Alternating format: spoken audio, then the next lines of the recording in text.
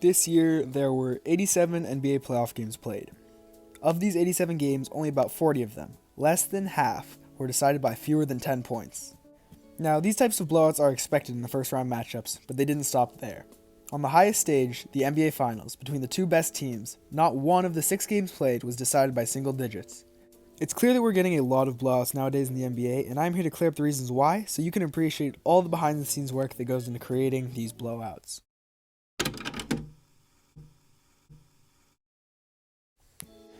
If I ask someone with no knowledge of the NBA why these games were being decided by a landslide, there are a couple of logical conclusions they could come up with. One of these conclusions would be that there is a lack of competitive balance, or parity as us NBA fans like to call it, between teams. This, however, is not the case. In fact, the two teams that were thought to be ruining the parity played a combined 4 playoff games and were both out before the second round. If anything, this season was more competitive than most. That NBA Finals I was talking about earlier, where no games were decided by single-digit points, still went to 6 games, which is a relatively close series. On average, an NBA playoff series is just over 5.5 games, which puts this playoffs at a normal amount of games, meaning the teams are fairly evenly matched. Another logical explanation could be that teams give up early and the lead balloons, but I feel like this wasn't the case. We saw a handful of comebacks these playoffs, and some of them coming in the last quarter or so. Anyways, now that we've dispelled some common myths, here's the number one reason why.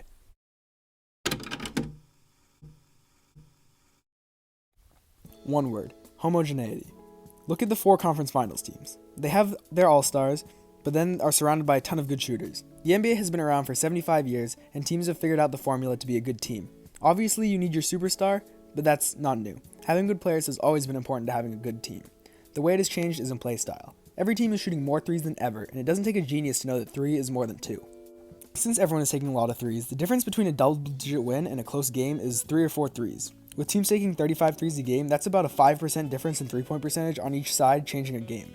That often boils down to just a couple of inches on both sides, changing whether a game is close or not. Now you might be thinking that teams have always had varying shooting percentages, and that's actually what keeps the games close, but with homogeneity it has the opposite effect. Since every team is built to shoot threes, whether they are going in or not, they're going to find a way to get open threes and shoot them. This means no matter how you're shooting, you keep playing the game the same way, which is good until you miss a few, the other team makes a few, and now you're down by 20. Now it's time to answer another question. Why in 75 years has the NBA not had a homogeneity problem, where everyone knows and can replicate the winning formula?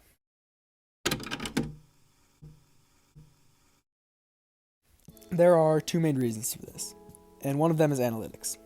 Back in the 1960s, there were really only 4 analytics people looked at: points, rebounds, assists, and field goal percentage. Now there are tons of analytics to analyze the value of players and how to increase the value. Again, it doesn't take a rocket scientist to know that 3 is greater than 2, but it takes a Rockets GM to figure out that a good 3-point shooter can score more points per shot on 3 than 2 and then space out the floor to open up the 2-point area. This, along with other analytics like true shooting percentage, PER, and every shot from every spot and every circumstance being tracked, the teams have devised the winning formula. However, don't be fooled. The modern strategy isn't just shooting threes. Another thing that comes with years of basketball history and analytics is the ability for coaches to make the right adjustments game to game, especially in the playoffs. This is another reason you can see a team looking totally defeated one game to flipping the script and whooping their opponent. Coaches have access to all of these analytics and are constantly finding ways to capitalize on their strengths and exposing other teams' weaknesses. When a coach does this, this causes huge swings in strategy leading to blowouts. Even with all of these new analytics, you would think that someone would have found this out earlier, but here comes the other reason why we're just seeing this now.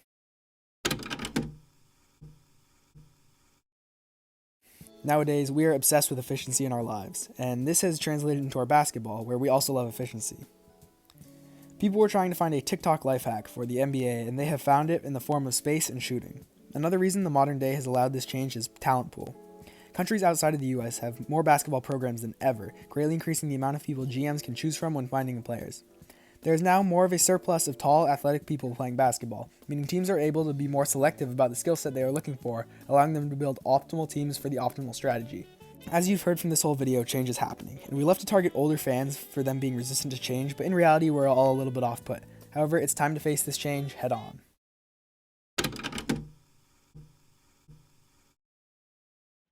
Humans have always been resistant to change, and basketball is no different. You probably searched/clicked on this video because you were hoping I would provide a solution to all these blowouts and homogeneous problems, but you were mistaken. 1, I am a kid making YouTube videos in his basement with no real chance of changing the course of basketball as we know it, and 2, we don't need to fix these problems. We are seeing the most skilled and strategic basketball ever, and it's just going to get better. There are so many changes happening in the NBA now that next week I'll be dropping a somewhat part 2 to this video. It will cover the more broad topic of the offensive explosion we've seen and why it's a good thing. It won't link to this video too much, but if you enjoyed this one, I'm 100% sure you'll enjoy the other one. So yeah, that's it. Thank you guys for watching. I had a Celtics offseason video planned, but all the players that I wanted them to get ended up going other places, so that whole video had to get scrapped. That's also why this video is a bit shorter. I really only had like 3 days to record this video and put it up. And also, this topic is a lot different than my first 2 videos. Once again, I will be dropping a video similar to this next week, so if you like this one, subscribe so you're notified when I upload next week or any other week in the future. Peace out.